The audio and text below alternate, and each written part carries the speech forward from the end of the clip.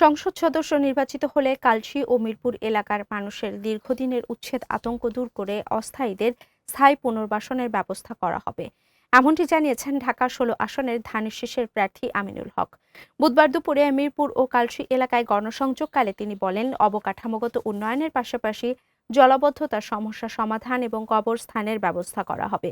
প্রতিদ্বন্দ্বী প্রার্থীর বিরুদ্ধে গুরুতর অভিযোগ তুলে আমিনুল হক বলেন, জামায়াত প্রার্থী এবং তাদের কর্মীরা অসহায় মানুষকে টাকার প্রলোভন দেখিয়ে বিকাশ নম্বর সংগ্রহ করছেন, যা নির্বাচনের আচরণবিধি লঙ্ঘনের চরম লঙ্ঘন। এর বিরুদ্ধে তিনি রিটার্নিং কর্মকর্তা এবং নির্বাচন কমিশনে লিখিত অভিযোগ দায়ের করবেন।